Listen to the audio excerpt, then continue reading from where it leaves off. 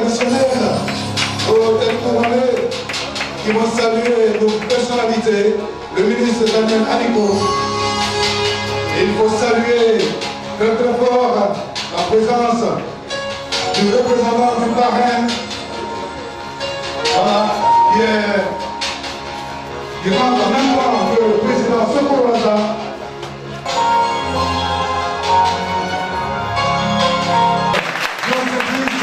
Et de monsieur Saint-Patou, le docteur Joseph Police, voilà, philosophe,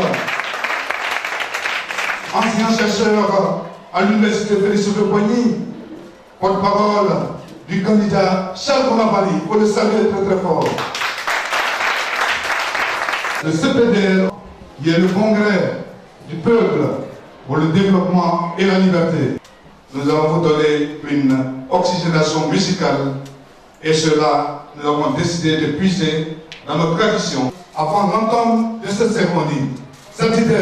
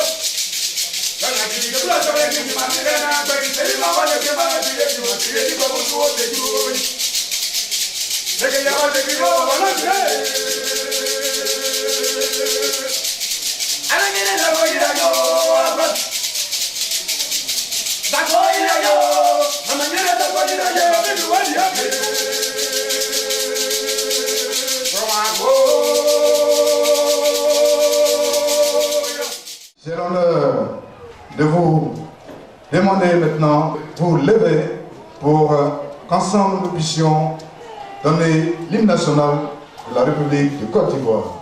Salut aux terres d'espérance, pays de l'hospitalité, les gens remplis de vaillance ont élevé ta dignité. Ficheur Côte d'Ivoire, de ta grandeur, tous rassemblés pour ta gloire, te bâtirons dans le bonheur.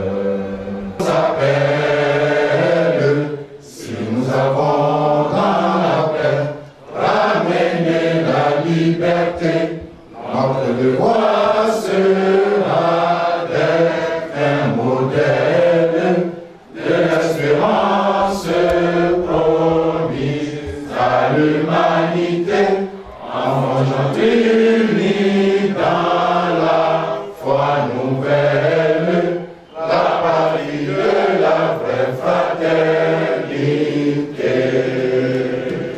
Merci. Merci de saluer la mère patrie, le ministre de la Femme, de la famille et de l'enfant. Voilà. Il faut donc saluer la représentante du ministre de la Femme, de la famille et de l'enfant. Voilà.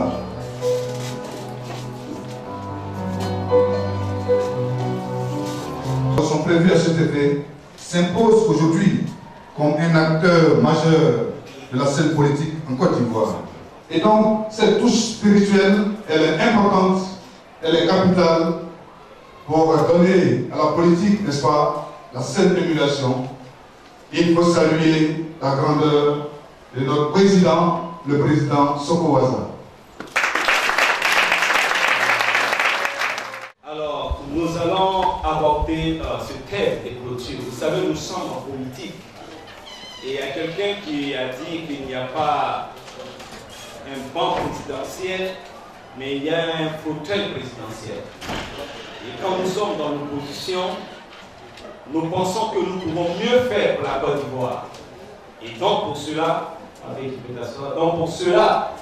nous devons présenter aux Ivoiriens ce qui ne va pas et ce qui va. Et donc c'est à dessein que nous avons choisi le thème émergence et alternance en Côte d'Ivoire, mythe ou réalité face au projet de société du CPDL.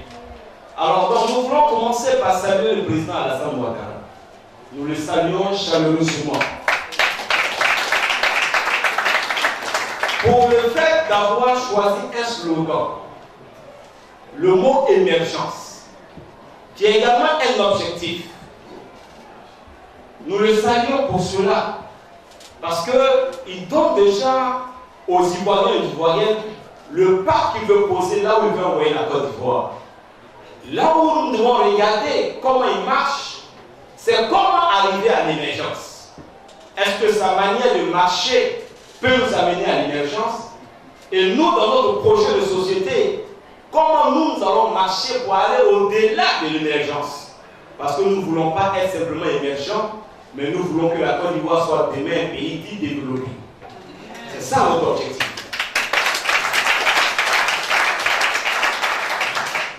Alors nous voulons premièrement parler de l'aspect politique. Parce que pour un pays dit développé, ou un pays qui aspire à l'émergence, il faut que l'environnement politique soit propice. Et pour l'environnement politique, il a choisi une autre expression, lui et sa famille politique. Et l'expression qu'ils ont choisie et que nous saluons également est le mot alternance. Et je salue le président Alassane Ouattara d'avoir choisi le mot alternance. Alternance veut dire on change. Quelqu'un d'autre vient. Mais nous voulons rappeler simplement que quand le père de la nation est parti en 1993, l'alternance est passée de manière bizarre entre les enfants et les étudiants du Fort-Boigny qui sont aujourd'hui dans le RHDP.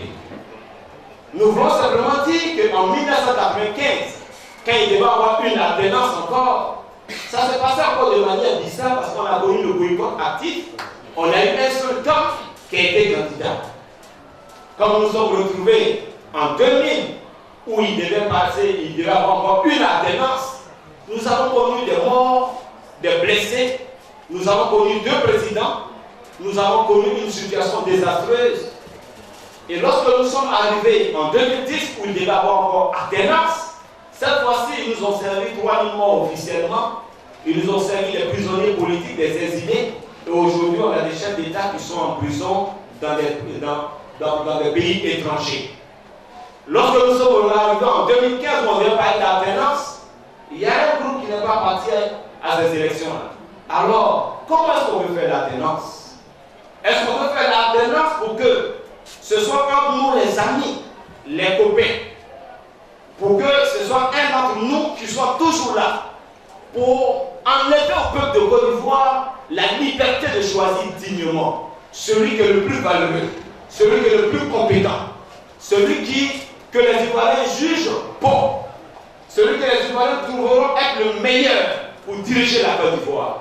Nous sommes pour une alternance où les Ivoiriens s'expriment de manière démocratique, où l'institution qui dit le vote est également transparent, de telle sorte que le choix des Ivoiriens, le choix du peuple soit effectivement respecté. Nous ne voulons pas d'une alternance par copinage. Nous ne voulons pas une alternance parce que nous avons fait l'école primaire ensemble. Nous ne voulons pas une alternance parce que nous avons le même père. Nous ne voulons pas une alternance parce que nous avons la même religion, nous sommes de la même classe, mais nous voulons une alternance où le peuple choisit son dirigeant en toute liberté et en toute transparence.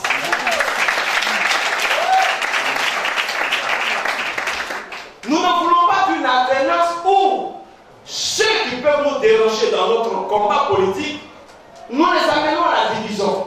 Aujourd'hui, on a 2 pays. C'est par la stratégie de l'alternance. Aujourd'hui, on a 2 PIT par la même stratégie de l'alternance. Aujourd'hui, on a 2 MFA par la même stratégie de l'alternance. Ce n'est pas bon. Nous sommes pour que, quel que soit le combat politique, qu'on puisse aller dans une alternance où les Ivoiriens sont unis. Unis au sein de leur famille politique d'abord et unis dans les blocs ensemble. Nous avons été très heureux aux élections de 2010 de voir au premier tour des Ivoiriens s'exprimer. On voyait les Ivoiriens qui étaient RHDP qui revenaient des meetings, d'autres étaient LMP et en route, ça se saluait, ça riait, ça dansait. C'est cette Côte d'Ivoire que nous voulons et c'est cette Côte d'Ivoire la bonne alternance démocratique que nous souhaitons. Alors, la vision de l'alternance qui nous est proposée, nous ne sommes pas d'accord avec cette vision de l'alternance parce que cette vision de l'alternance est source de conflits, source de bagarres, source de difficultés et nous ne voulons plus de morts en Côte d'Ivoire, nous ne voulons plus de crise en Côte d'Ivoire. Alors maintenant, la notion d'émergence. Émergence veut dire sortir aussi la tête de l'eau. Et les gens veulent commencer à réussir. Et ce sont les Occidentaux qui ont mené le mot émergence parce qu'eux se considèrent comme des pays industrialisés, donc développés. Alors on parle de nouveaux pays émergents tels que le Brésil. Ils ont même appelé la Chine pays émergent. Mais regardez une chose sur le plan économique, la plupart des pays émergents ont leur propre monnaie. La première arme qu'on a pour redresser une économie est la monnaie. Mais aujourd'hui, nous savons le franc CFA dans 14 pays. Les banques centrales dans la zone CFA, nous sommes dépositaires au trésor français. 15 pays qui dépendent du trésor français, même pas de l'État français, mais du trésor français. Et les arguments qu'on nous donne, on dit c'est pour la stabilité de la monnaie. Pour ne pas dire la stabilité militaire, pour ne pas dire sinon on risque de courir à gauche et à droite, sinon on risque d'avoir des coups d'État et des rébellions, sinon on risque d'avoir des divisions. Alors, on nous propose cette stabilité monétaire. Mais en réalité, qu'est-ce qui se trouve à l'intérieur de cette stabilité dite monétaire? Les banques centrales et nos pays déposent leurs réserves de devises dans le trésor français. Et ce sont des milliards. Et ces milliards-là, nos États ne peuvent pas les utiliser pour faire des routes, pour faire des hôpitaux, mais ces milliards-là sont dans le trésor français. Est-ce que vous pensez que ça va au trésor français? La France utilise ces milliards-là pour travailler, pour se développer, avec notre argent. Et c'est de notre argent, ils vont nous prêter ensuite, et on va rembourser avec intérêt 100%, 200%. Ça, nous ne sommes pas d'accord avec ce système économique-là. Nous pensons qu'il est temps, le CPDL au pouvoir, d'amener le franc CFA à être une monnaie réellement autonome et indépendante. Que ce soit une monnaie qui n'est pas liée à une autre monnaie, mais une monnaie qui décide elle-même de son cours. On peut décider aujourd'hui de changer le cours de notre monnaie, ça permet de redresser notre économie, ça permet de donner de la valeur. Donc nous voulons dire que pour aller à l'émergence, il faut déjà avoir une mainmise, un contrôle sur sa propre monnaie. Et au jour d'aujourd'hui, ce n'est pas le cas. Qui va contrôler ta monnaie et puis va te laisser te développer? Ce n'est pas possible. Parce que sachez simplement que les règles en économie, pour qu'il y ait des riches, il faut des pauvres. Parce que le riche, il ne prend pas son argent ailleurs. C'est ce qu'il prend chez chaque pauvre, c'est ce qui fait de lui riche. C'est aussi simple que ça. Donc tant que nous serons, notre monnaie sera gérée par la France, pour parler des choses telles qu'elles sont, nous ne pouvons pas connaître d'émergence.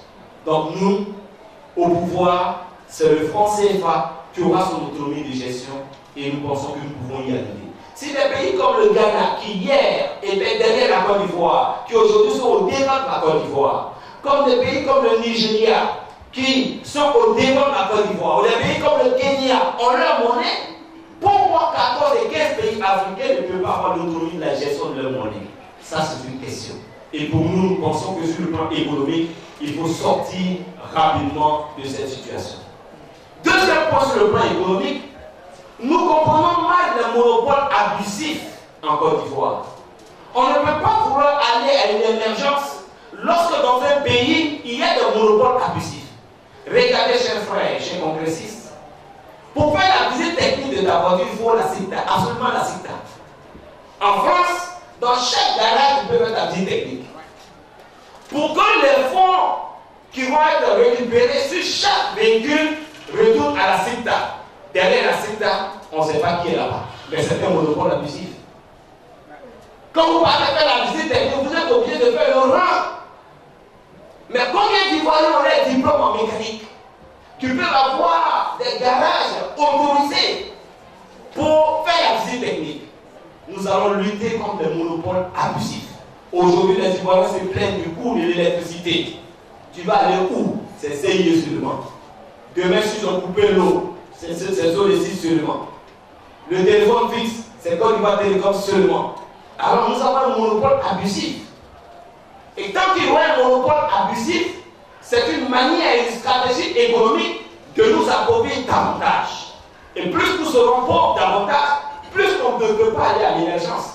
Quand les Ivoiriens se plaignent que le panier de la ménagère est à plat, tout le monde, plus rien là-dedans, mais ça vient de tous ces principes que je suis en train de nous expliquer. Donc sur le plan économique, le CPD de le pouvoir, nous allons lutter contre tous les monopoles abusifs et injustifiés. Sur le plan économique, toujours, nous allons travailler pour qu'il y ait un contrôle financier. On nous a construit le troisième pont. Nous voulons féliciter le président Alassane Ouattara pour le troisième pont construit. Mais il faut pouvoir dire aux Ivoiriens, le pont a coûté combien? Quelles étaient les entreprises qui ont travaillé pour ce pont-là, pour savoir notre argent-là, et par dans quelle société? Il faut pouvoir dire aux Ivoiriens, est-ce que le pont au jour d'aujourd'hui est rentable ou déficitaire? Parce que le déficit là, c'est les Ivoiriens qui payent le déficit. Mais en Côte d'Ivoire, il n'y a pas de contrôle financier. Les sociétés d'État sont nombreuses, comme la Sotra, la Sodomie, la CIE. Qui parmi vous a déjà lu les comptes de la Sotra, la Sodomie, la CIE? Personne. C'est géré comme des boîtes confidentielles où on n'a pas droit à l'information. Mais il y a une structure en Côte d'Ivoire qui s'appelle la Chambre des comptes de la Cour suprême. C'est l'organe pour contrôler la gestion de l'État et même de la présidente de la République. On n'a jamais vu de contrôle de la Chambre des comptes de la Cour suprême. On ne sait même pas s'il y a un contrôle. Donc ça veut dire que quand vous êtes au pouvoir, vous faites ce que vous voulez. Nous disons non à cela. Je vais vous donner un autre exemple tout simple, la non-assis, qui est un monopole, qui est une société d'État. Vous payez les tickets de loterie. Chacun de nous ici fait 10 000, 10 000, 10 000. Et puis on dit, bon, ils ont récolté au total 50 millions. Et puis donc, nous appelle un frère, lui met à la télé, il dit, il y a 2 millions. Sa famille est contente. Les 48 millions, là, c'est passé où? C'est chez eux. Tu n'es pas au courant. Et c'est la non-assis seule qui doit faire loterie en Côte d'Ivoire. Si tu t'es trompé, tu as fait loterie, tu es en prison. Ça, ce sont des monopoles abusifs. Et lorsqu'on veut amener à l'émergence, ce n'est pas avec ces méthodes-là. Pour nous, au pouvoir, nous allons briser tous ces monopoles que nous venons tout à l'heure de vous expliquer.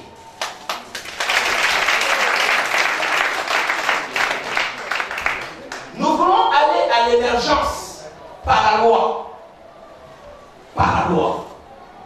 Il nous a annoncé un projet de référendum parce qu'on veut corriger la Constitution. Nous sommes d'accord qu'il faut améliorer la Constitution. Parce que la Constitution de 2000 est une Constitution qui n'a pas arrangé les Ivoiriens. C'est sous la Constitution de 2000 que nous avons eu les premières élections où le président de la CEI a été traîné à terre par les militaires. C'est sous la Constitution de 2000 que nous avons eu 2 présidents, Guy Robert et Laurent Gbagbo. C'est sous la Constitution de 2000 que nous avons eu des élections calamiteuses. Sous la Constitution de 2000. C'est sous la Constitution de 2000 et sous laquelle nous sommes que nous avons eu une tentative de coup d'État en janvier 2001. C'est sous la Constitution de 2000 que la Côte d'Ivoire a connu sa première rébellion, 19 septembre 2002. C'est sous la Constitution de 2000 qu'on a vu un pays partitionné en 2, zone rebelle et zone gouvernementale. C'est sous la Constitution de 2000 qu'on a eu une CEI qui nous a mené 3000 morts en 2010. C'est sous cette même Constitution qu'en 2015, une partie significative de l'opposition n'est pas aux élections. Donc nous pensons que la Constitution de 2000 est un problème. Et donc si nous voulons améliorer la Constitution, c'est une bonne chose. Mais attention, les mêmes causes produisent les mêmes effets. Dans quelles conditions la Constitution de 2000 a été faite? Lorsqu'on rédigeait la Constitution de 2000, c'était sous un gouvernement militaire après un coup d'État militaire. Déjà, ce n'est pas bon signe. Pendant qu'on rédigeait la Constitution de 2000, le président du PDC-RDR était en exil. Le président Alassane Ouattara lui-même, il était dehors. Et ça m'a fait des conditions bizarres qu'on a fait la Constitution. Naturellement, après avoir voté la Constitution, les ceux qui étaient dehors ont dit non, on n'est pas d'accord avec. On est en 2016, nous sommes dans des conditions plus graves qu'en 2000. En 2016, celui qu'on dit il a eu 47% aux élections là, il est en prison. Donc il y a 47% des Ivoiriens mathématiquement qui ne vont pas se sentir concernés par cette constitution. On a des Ivoiriens qui sont en exil, qui ne vont pas se sentir concernés par cette constitution, et leurs familles ne se sentiront pas concernés par cette nouvelle constitution. Nous avons les ministres en prison, le ministre Assoua Abou en prison, le ministre Dida Kwasi en prison, des généraux, des militaires, des officiers supérieurs sont en prison. Les Ivoiriens font semblant de se parler, mais dans leur cœur, la politique a créé la division là. La division est encore là. La CEI qui a été décriée, pour laquelle l'opposition n'est pas allée aux élections en 2015, la même CEI est là. Ça veut dire que les mêmes conditions négatives là sont là. Si dans ces conditions nous partons à un référendum pour changer la constitution, on est certain que dans 1 an, dans 2 ans, dans 7 ans, on dira encore non à cette constitution-là. Donc les conditions ne sont pas réunies. Il faut que lorsqu'on veut faire un changement constitutionnel, il faut qu'il y ait la paix sociale, que tous les Ivoiriens soient présents, qu'il n'y ait pas de rancœur, qu'il n'y ait pas de peur, que la réconciliation soit effective et réelle. Mais au jour d'aujourd'hui, la réconciliation n'est pas effective ni réelle. Le rapport est banni sur la réconciliation. Jusqu'au jour d'aujourd'hui, on ne l'a pas. Les Ivoiriens qui ont pris l'argent des milliards pour que Bani se promène dans toute la Côte d'Ivoire et la ville se promener. On n'a pas droit à ce rapport. Est-ce que dans cette situation, dans cet environnement-là, nous pouvons aller à un référendum pour changer la loi fondamentale de la Côte d'Ivoire? Nous disons non. Les conditions ne sont pas réunies. L'idée de changer la constitution et de la rendre meilleure, c'est une très bonne idée que nous partageons. Mais les conditions ne sont pas réunies. Pour cela, nous avons fait campagne contre le référendum.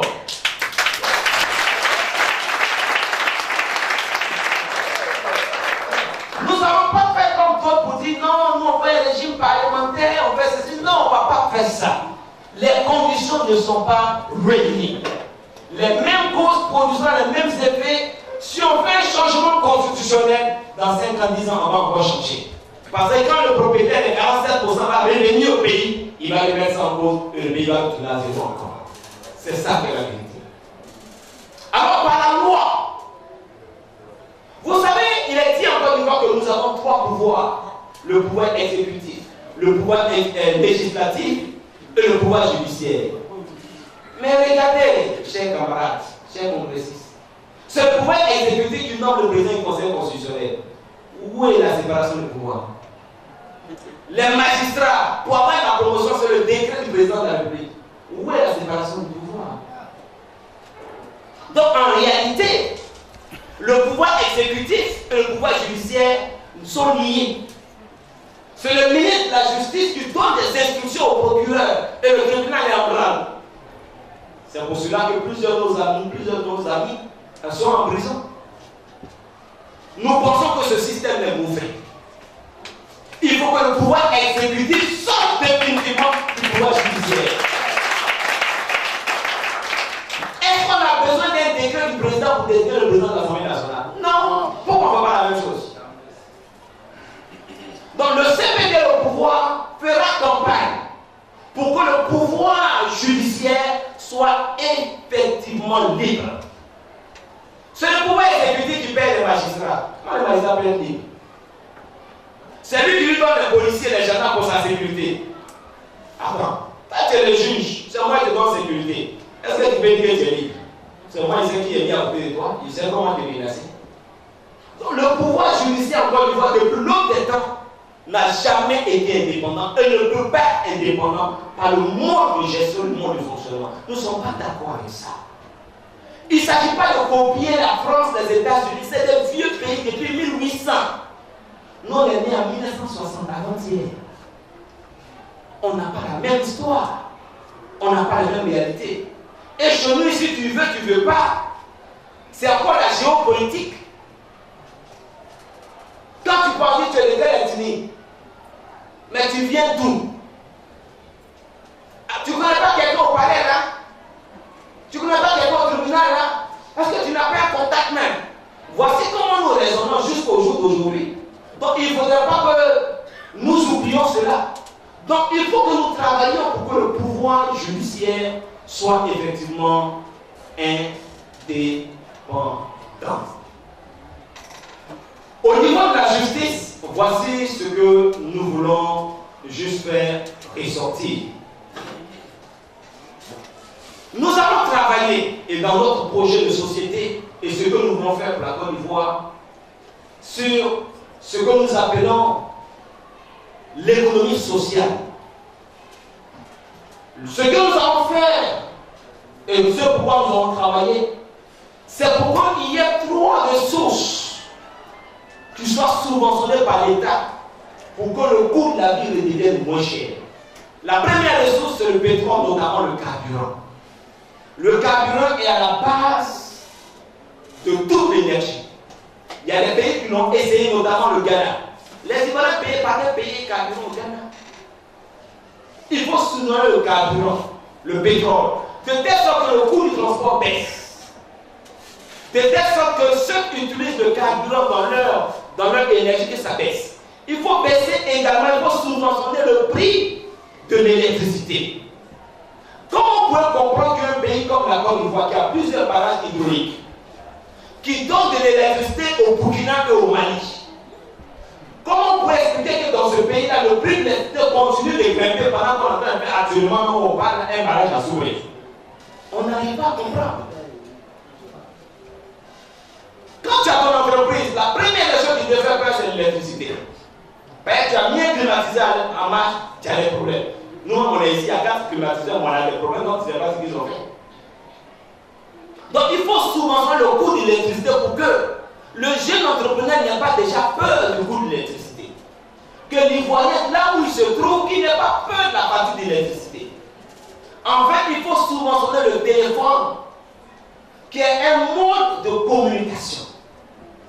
Au jour d'aujourd'hui, quand on parle de village planétaire, c'est parce qu'il y a le téléphone, les télécommunications. Au Canada, par exemple, le téléphone fixe est gratuit. Donc, si ces 3 éléments sont subventionnés par l'État et réduits à un prix dérisoire, nous pensons que la Côte d'Ivoire est en train de sortir de l'eau. N'importe quel Ivoirien peut se lever, monter n'importe quelle affaire. Il n'a pas peur d'appeler au Tiéné, il n'a pas peur d'appeler aux États-Unis, il n'a pas peur d'appeler les partenaires extérieurs, parce que le téléphone devient moins cher. Il n'a pas peur d'avoir une belle salle climatisée, parce que l'électricité devient moins chère. Il n'a pas peur de s'acheter un véhicule pour faire rapidement ses courses, parce que le carburant devient moins cher. Mais au jour d'aujourd'hui, ce n'est pas le cas. Et c'est ce que nous voulons corriger. Et nous allons faire campagne pour cela. Au niveau de la justice sociale et de la répartition des richesses,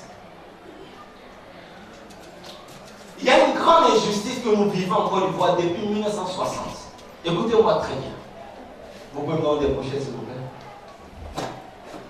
Il y a une grande injustice que nous vivons en Côte d'Ivoire.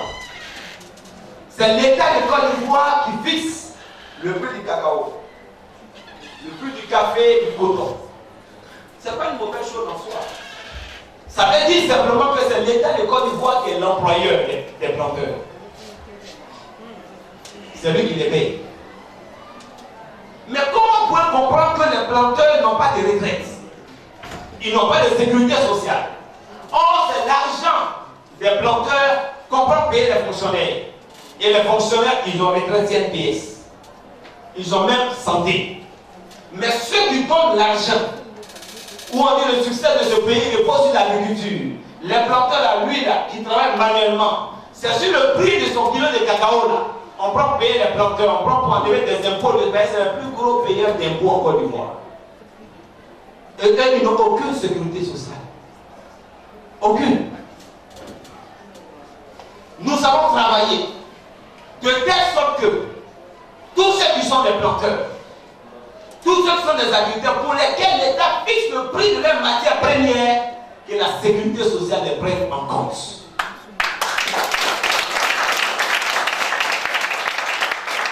C'est une injustice impardonnable.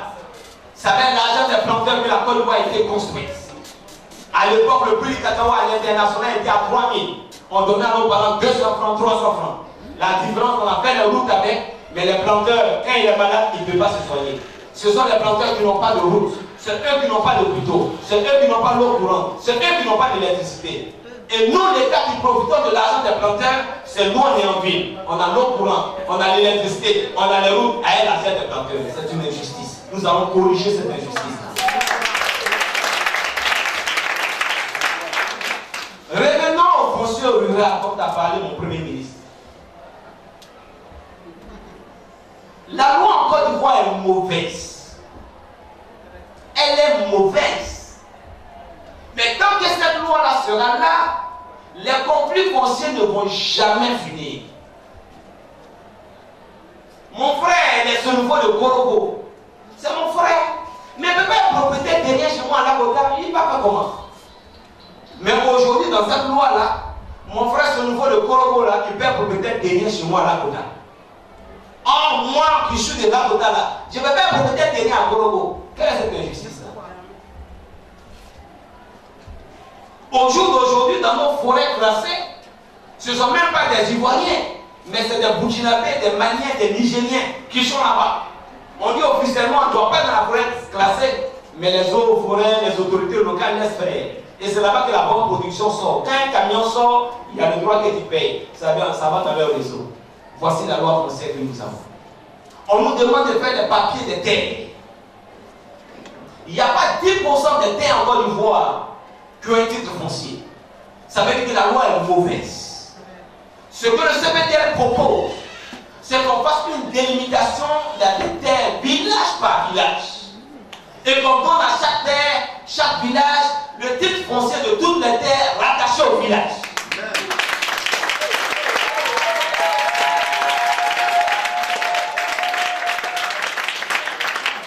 De telle sorte que quand j'ai le titre foncier de la terre de mon village, on est dans le village, on se connaît. On sait quelle famille a ici, quelle famille a ici. Maintenant, si nous, on veut donner la terre à quelqu'un d'autre, on prendra une décision et nous allons prendre ça pour dire que la terre ne se vend pas. On est né pour venir trouver la terre. On va mourir pour venir trouver la terre. À quel titre un individu peut prendre une terre agricole? Je me demande. Tu es propriétaire depuis quand? Ce n'est pas justifié. C'est ce qui fait qu'Israël et puis Palestine, leur palabre n'a jamais fini. C'est palabre de terre. On n'était pas encore né, il y avait un palabre là. Jusqu'à aujourd'hui, il y a palabre. On va mourir, palabre là sera toujours là. Parce que quand vous commencez à ne pas respecter le droit de la terre qui parle, le palabre ne va jamais finir. Donc nous sommes contre cette loi foncière qui est mauvaise et qui ne prend pas en compte les réalités de la Côte d'Ivoire. Nous allons travailler, Ivoiriens, pour que la terre revienne à nos parents. Que la terre revienne au village. Et nos parents peuvent décider eux-mêmes à qui prêter la terre pour faire une plantation. Et après un certain temps, tu récupères. Regardez Hong Kong. Hong Kong appartenait à l'Angleterre. Mais c'était un contrat sur 100 ans. Quand les 5 années sont épuisées, Hong Kong est devenu un vrai propriétaire derrière. Parole est finie. Et donc, au niveau de la justice sociale, c'est un point sur lequel nous allons travailler. Je voulais renforcer les propos de mon Premier ministre qui parlait du mariage. Vous savez, souvent, on ne prend pas en compte les réalités de nos nations. Et on veut copier l'Occident. Combien d'Ivoiriens sont mariés? Il vit avec sa femme normalement, connue de tous. Même quand on va à la maison, on dit madame tant.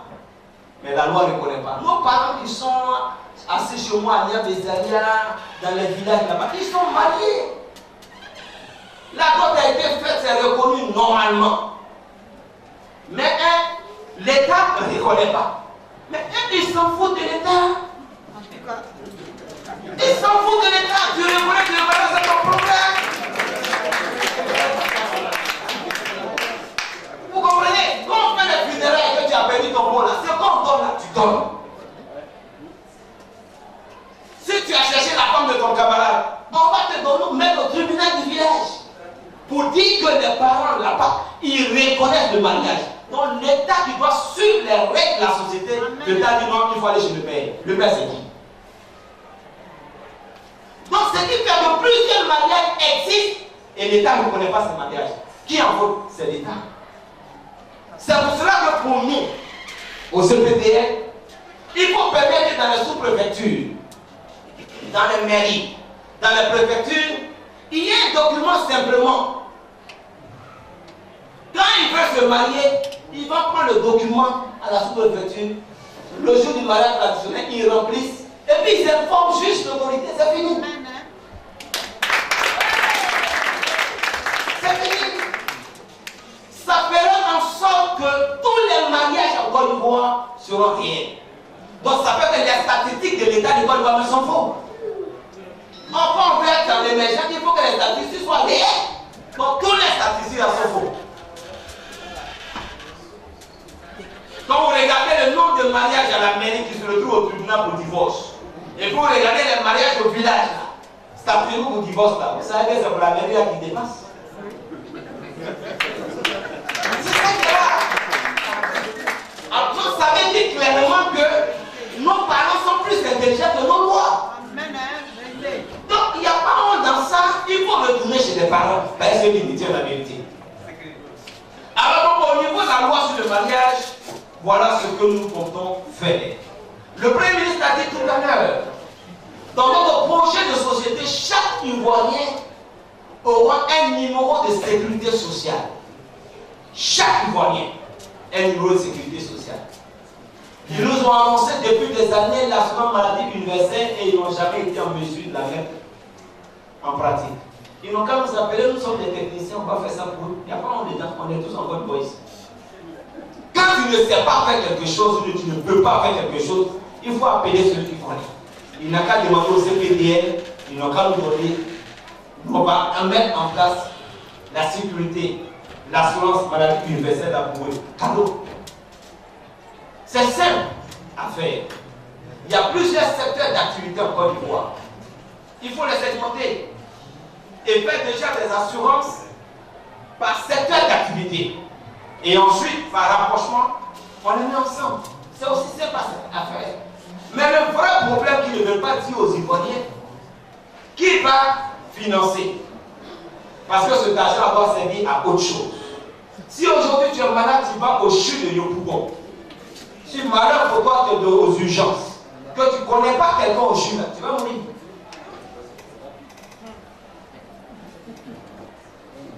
Tu vas mourir.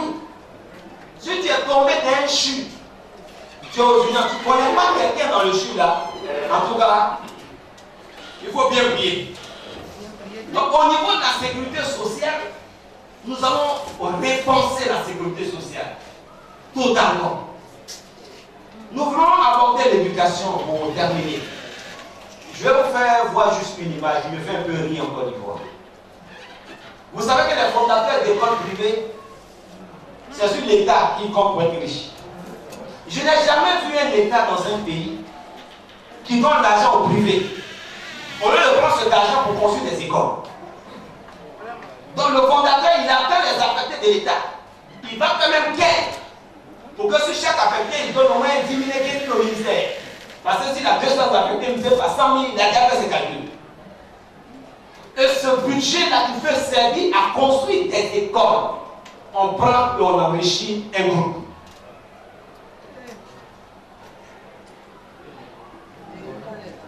Et ça ne change pas. Nous ne sommes pas d'accord avec ça. Si nous voulons être une nation développée, il faut que le public soit le public et que le privé soit le privé. C'est comme ça qu'il faut faire la séparation. De telle sorte que nous serons de véritables écoles privées d'excellence. Mais les écoles privées aujourd'hui sont devenues des centres où on fait les quêtes sur les affectés de l'État. Ce n'est pas normal. Nous voulons que l'État utilise sainement ses ressources pour construire effectivement des écoles. Les budgets qu'on utilise pour payer les écoles privées peuvent construire des écoles. Et si on construit des écoles, il faut des enseignants, mais il y a beaucoup de diplômés qui sont là. Il y a beaucoup de BTS qui traînent, beaucoup de maîtrises qui traînent. Ils peuvent rentrer à l'NSTP, devenir des enseignants. Mais on met en place un système pour ne pas construire d'école. Et parce qu'on n'a pas construit d'école, donc on n'a pas besoin de recruter des enseignants, donc on ne recrute pas. C'est une injustice qu'on fait pour la jeunesse ivoirienne. C'est une injustice qu'on fait à l'école ivoirienne. Et après, on est étonné qu'on a des BTS qui ne valent rien. On se est étonné qu'on a des maîtrises qui ne vont rien. Parce qu'on a voulu que l'école devienne un business. Non. Au jour d'aujourd'hui, combien d'écoles supérieures professionnelles qui appartiennent à l'État? À part le CBCG, il y a quoi? Il n'y a rien.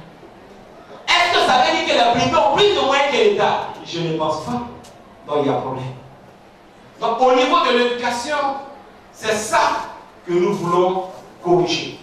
Le Premier ministre a déjà dit, pour le CPDL, l'éducation et la formation doivent être gratuites jusqu'au supérieur. Ce n'est pas seulement à l'école primaire. Parce que nos parents ont des problèmes quand l'enfant commence à aller au supérieur. Mais quand l'enfant fait un BTS, le temps de prendre en charge 2 ans, 3 ans. Donc s'il veut faire diplôme d'ingénieur, ne paye qu'à payer. Donc pour nous, il faut que l'éducation soit gratuite et la formation gratuite. C'est ce que le Ghana a fait. Le petit Ghanéen vient en Côte d'Ivoire, on l'appelle MacGyver. Il est plombier, il est électricien, il est maçon, il est tout. Et donc il faut qu'on change notre mode de fonctionnement. Nous ne souhaitons pas que nous copions la France. Vous savez, en matière d'économie, en matière de business, en matière de formation professionnelle et technique, la France n'est pas le meilleur modèle. Si c'est en termes de formation universitaire, d'accord. Mais en formation technique et professionnelle, non. Or, nous avons 70% de la jeunesse ivoirienne, de la population ivoirienne, qui est constituée de jeunes.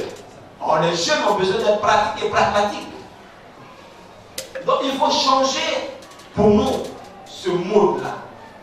Je voulais terminer juste sur notre politique de l'habitat.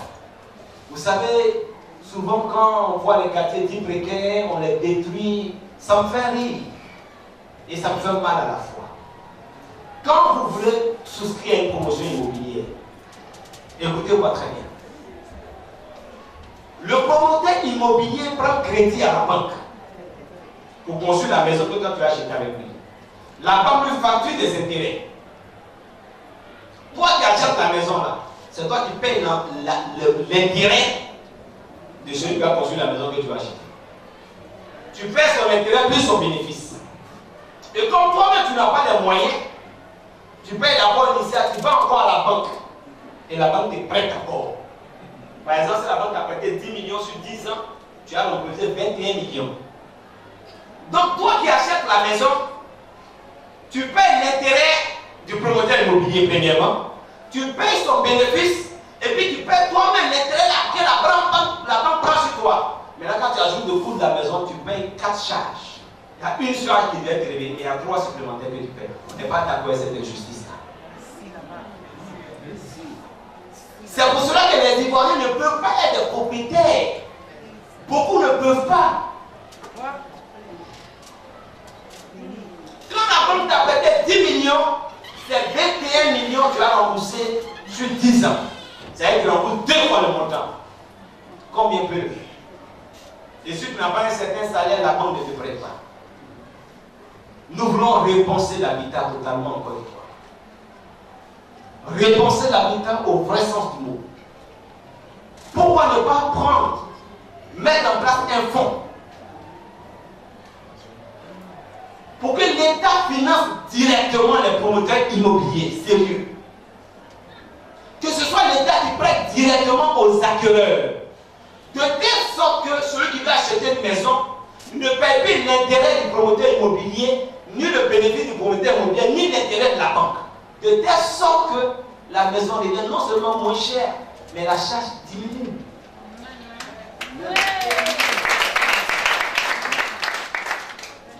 Ce qui me fait plus mal, pas parce qu'ils ne le savent pas.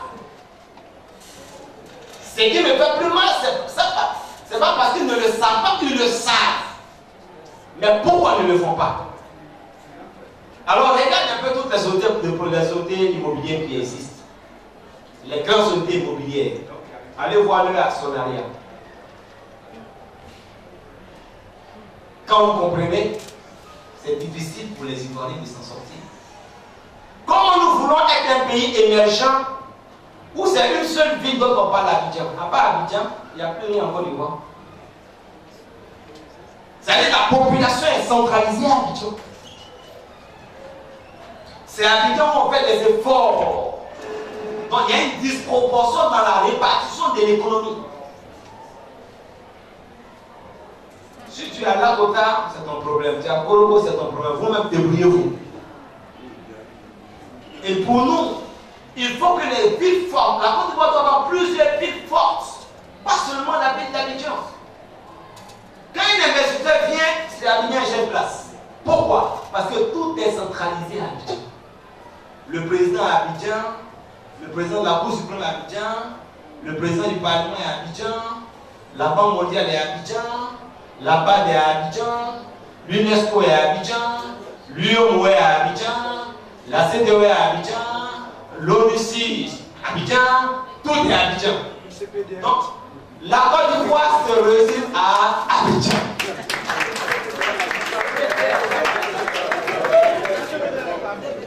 Le CPD est à Boaké, à Tabakana, à Bio, à Génio, à Nakota, à Pakobi,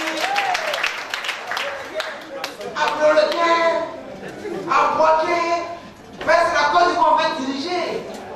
On n'est pas d'accord avec ça. Alors, ce que nous voulons dire au niveau de la politique de l'habitat, c'est ça. Pourquoi ne pas permettre aux fonctionnaires, aux travailleurs, dès son premier salaire, à un système de même nécessaire de 5 000, 10 000 francs de côté pour avoir droit à une maison à sa retraite? Pourquoi? Mais on est prêt à prendre l'argent pour faire la CNPS, pour que la caisse là, l'argent soit utilisé autrement. Regardez quand on commence à travailler, vous pouvez payer 8%, au lieu d'en monter à 14% des CNPS. Si vous travaillez 30 ans, 40 ans, pendant 40 ans, vous payez 14% de votre salaire, vous et votre employeur. Comptez combien ça fait. Maintenant, quand vous partez à la retraite là, c'est chaque 3 mois on te donne un peu. Chaque 3 mois on te donne un peu. Donc ça veut dire que pendant 40 ans que tu as travaillé là, l'État prend ton argent pour travailler. Mais toi, quand tu vas à la retraite, tu n'as plus de maison. Voici l'injustice sociale que nous vivons en Côte d'Ivoire, que nous voulons corriger. On n'est pas d'accord avec ça. Nous voulons que chaque Ivoirien soit un entrepreneur. Nous allons mettre en place un système pour que chaque Ivoirien, à partir de sa source de revenus, puisse déjà participer à l'actionnariat public, dans les sociétés, dans les entreprises, pour que l'Ivoirien ait la culture, commence à avoir mieux la culture des affaires. Parce que c'est l'économie, le privé qui développe beaucoup plus la nation, pour que l'État joue seulement le rôle de gendarme et d'arbitre. Mais quand dans un pays, c'est l'État qui devient le premier investisseur, vous avez un problème. Alors, c'est là que nous voulons terminer, en parlant de émergence et alternance. Quand nous regardons le schéma de travail de ceux qui nous dirigent aujourd'hui, je vous donne la certitude qu'en 2020, on ne sera jamais émergent. Ça, on n'a pas besoin de faire HSC ni AVAT.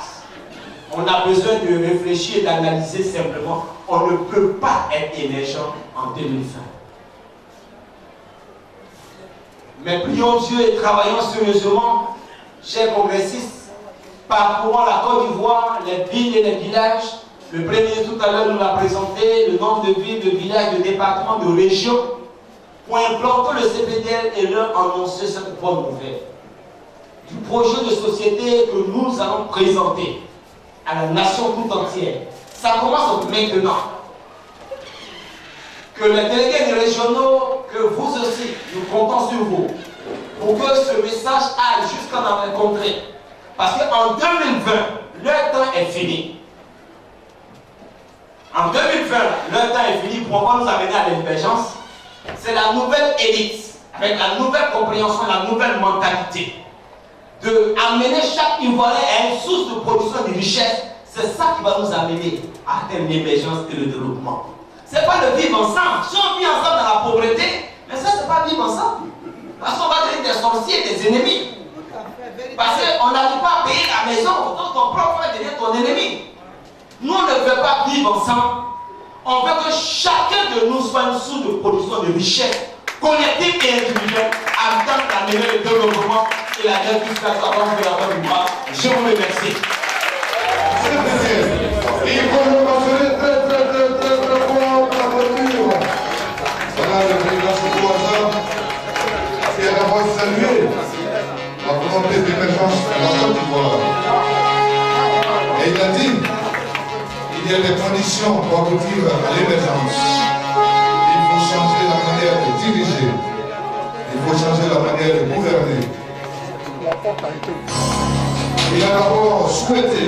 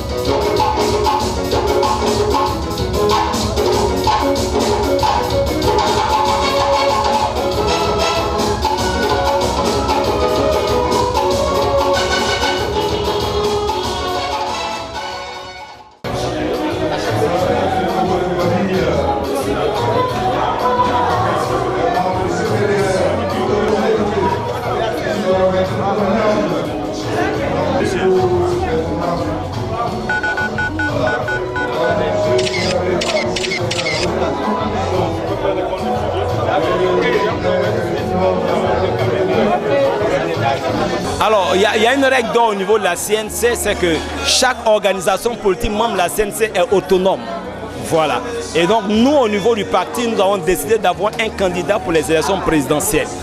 Au moment des élections, si on arrive au moment des élections, nous ferons en sorte que nos candidats soient le meilleur candidat pour qu'ils soient retenus par la CNC, par le travail que nous allons faire sur le terrain. Et nous travaillons pour avoir une alliance plus forte, plus grande, afin de mobiliser le maximum d'Ivoiriennes et d'Ivoiriens autour de nous et autour de nos projets de société. Alors beaucoup d'observateurs parlent de crise au sein de la CNC. Qu'est-ce qu'il en est? Non, on ne peut pas parler de crise. La CNC est née le 15 mai 2015 et avait pour objectif les élections présidentielles du 25 octobre. Au soir du 25 octobre, certains ont estimé que l'objectif initial du changement démocratique au 25 octobre 2015 n'a pas été atteint, donc veulent mettre en place d'autres stratégies. D'autres ont pensé, c'est la majorité, ont pensé qu'il faut continuer la marche pour que le groupe soit plus fort, qu'on puisse travailler mieux ensemble, parce que du 15 mai au 25 octobre, il n'y avait à peine que 6 mois. Donc si nous travaillons ensemble pendant 5 années avant les élections 2020, nous serons plus forts pour remporter ces élections-là. Donc c'est des choix stratégiques et nous respectons les choix des uns et des autres. Mais nous sommes toujours en communication, en communion et nous avons une stratégie commune. D'accord, merci Monsieur le Président. Dernière question. Beaucoup de jeunes nous suivent sur Internet et tout ça. Quel mot à l'endroit de la jeunesse quant à la vision du CPDL? Alors je dis aux jeunes qu'il y a de l'espoir. Il faut que les jeunes quittent les anciens carcans, les anciennes organisations qui ont fait des promesses qui n'ont jamais pu les tenir. Ces organisations qui ont amené la guerre en Côte d'Ivoire, des crises en Côte d'Ivoire, à répétition, un pays divisé en deux, un pays où il y a des élections avec plein de morts. Il faut qu'ils quittent ces organisations parce que leur temps est terminé. 2020 est la fin des héritiers d'Oufo-Boigny. À partir de 2020, une nouvelle génération doit venir maintenant pour amener la Côte d'Ivoire à la prospérité. Et il faut que la jeunesse se joigne à nous, au CPDL, pour cette vision-là. Parce que nous voulons avoir pour ambition d'amener chaque Ivoirien à une source de production de richesse. Nous ne voulons pas qu'un Ivoirien dépende d'un autre Ivoirien. Nous voulons que chaque Ivoirien produise de l'énergie. La richesse est intellectuelle, elle est spirituelle, elle est matérielle, elle est financière, elle est culturelle, elle est sociale. À tous les niveaux, les Ivoiriens doivent produire de la richesse. Et c'est cette richesse-là qui fait le développement. C'est cette richesse-là qui fait que le pays est industrialisé. C'est cette richesse-là qui amène le pays à marquer dans la nation et à être une référence.